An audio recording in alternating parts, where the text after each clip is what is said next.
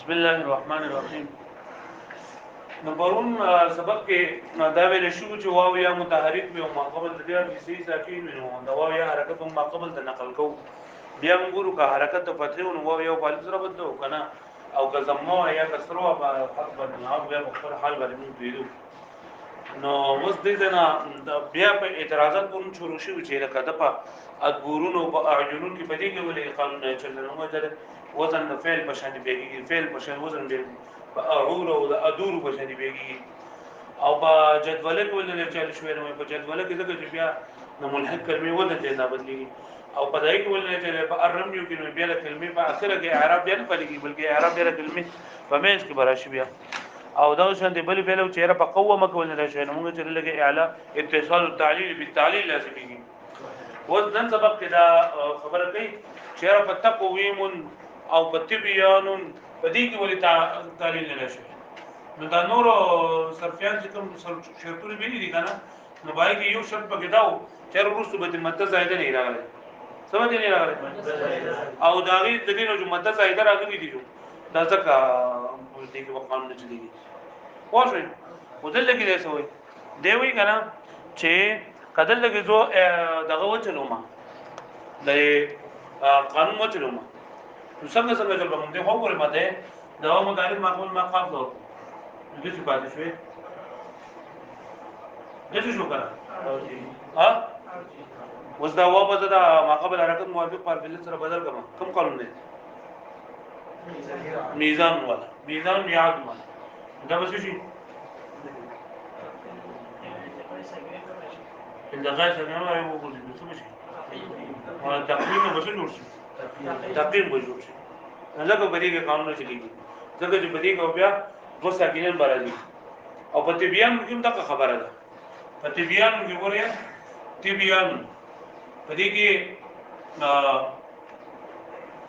یا متحرک معقول او کسی ساکن دي چې یا حرکت معقول بالا ورکما او یا بال سره بدل کما نو څه شي تبان دې به څنګه نه د خاصه کنه له دې ورته څه به دې جوړ شي تبان څه واضح او دا شان دي په مقوالن کې مونږ چلیږي پس کې په مقوالن کې دا چې په مقوالن کې قانون چلیږي څه به دې جوړ شي مقال او بیا مقال دا شان دي په مخيات کې مونږ چلیږي پس کې ولې دې نه څه جوړ شي مقات او بیا مقات دې ولا دا خو شو دا چې په مخياتن کې ولې چلے په مخياتن کې ولې چلے په مخياتن کې وګوره دقائق ساکنه نه راځي کنه ها یا مدارک ما قبل ساکن دي ده حرکت ما قبل او قبل سبب څه جوړ کړه میقات من دقائق ساکنه خو نه راځي نو په مخیتون کې ولې قانون نه چلی دی چې نو موږ دوی چیرې دا دغه تابع د مخیات دا مخیتون تابع د رسو چې په مخیات کې نه چلی دا دغه تابع د په دې کې باندې چلی هغه پوښتنه ها دیو چې دا خبره خدا وکړه لکه نه په دې اخیره باندې اوس اعتراض دی چې بدی کې نه چلی بدی کې نه چلیږي نه په الاقامه مصدر دی کنه الاقامه مصدر یو دوا طرف ته صرفیان دي عام صرفیان دا وایي چې دا اقامتون په اصل کې سو اقوامون سو په اصل کې یا زمای مې سي په کوچو هغه نه لاشي اقوامون ده خلاص اقوام او استقامت په اصل کې سو عام صرفیان وایي دا المشتقي ولو چې دا اقامتون او استقامتون بدل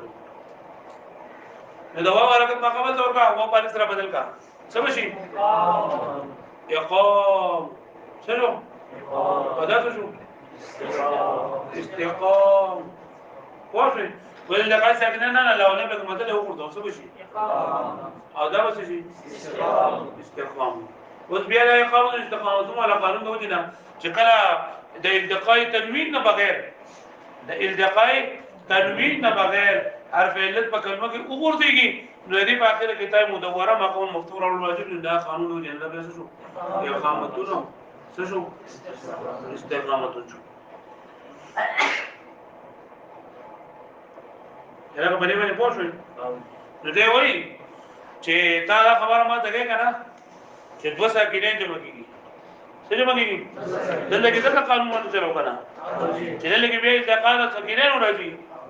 ندی ونه په تقویمونو په تقسیمونو په تبیانونو په مقال بلی کې قانون چلیږي کنه نو بیا په دې اقامتونو کې ورته نه لګلې په اقامتونو په استقامتونو کې قوم په ساکینه نه مګیدل یو ساکین ته ورول د اقامتونو استقامتونو ته جوړ کړل نو په دې کې ریوله قانون چلول دي په خبره پوه شوي ها نو موږ وایو چې په دې کې موږ څنګه قانون چلول دي چې دا اقامتون مصدر دی د اقامه د څه مصدر دی د اقامه او دا مصدر دی د څه د استقامه د څه استقامه او د دې په دې فعل کې تعلیل شوی دی لکه اقامه فذكو اقوم د دې په فعل کې تعلیل شوی دی جو په مصدر کې مطابق او په تعلیل کې دوه کې د مصدر تابع د فعل دی په تعلیل کې دوه کې د مصدر تابع نه سره نو دې په فعل کې تعلیل شوی دی جو په مصدر کې څه شوی دی واښو مې باندې په فعل کې تعلیل شوی نو یا دا مشتق ده اقامه مشتق ده اقامه د اقامه مصدر دی نو په اقامه کې شوی دی جو په استقامت او یا دا مصدر د قامه د سنه د قامه او قامه دې مجرد ده کنه اقامه بعد کې سو قوامه نو په قوامه کې شوی دی چې په قوامه کې شوی دی نو په اقامه کې شوی دی په اقامه کې شوی دی نو په استقامت ورکو واښو مې باندې ها نو موږ اوس بل اعتراض ده بل اعتراض دا دی چې دا اصل کې قوامه او په قوامه کو چې په اقامه کو شو په اقامه کو چې په استقامتون کو شو په اقامتون کو شو دا قشان دا تقویم نه تقویم هغه مثالونه کې چې تقویم دی لول نه ټکي نو په تقویم کې هم ماده نه قاف الف میم قاف و میم دي کنه قاف و میم دغه ماده کنه نو دا تابع د قوامه ده چې په قوامه کې شو په تقویم کې ولې لګيږي ویږي خبر وانه چې په قوامه کې شو نو په تقویم کې ولې لګيږي نو وایي دا قوامه دا تقویم دا د دې لپاره اصل قوامه ده په منځ کې پکې قوامه ده ځکه تقویم داري د قوامه مصدر ده قوامه مصدر نه ده د څه مصدر ده په منځ کې څه ده قوامه نو په قوامه کې تعلیل نه شوی نو په تقویم کې بدل نه شي ورشي ځکه چې ورته کومه په اقامت کې ځکه شوی په اقامه کې شوی او په اقامه کې ځکه شوی چې اقامه کې شوی نو دیو چې په تقویم هم په دې کې قامه ده نو موږ په تقویم کې په تقامه په اصل کې وو او ماده لري قاف و میم ده خو د دې نه بیا د اقامه نه اخو بیا په دې مېز کې تقومه ده او د تقویم لپاره د قوامه بلا واسطه ده او قامه په دې واسطه ده نو په تقویم به څنګه نشي چې په قوامه کې نشي دا خبره پوه شو ان شاء الله سبا کتاب دا بیان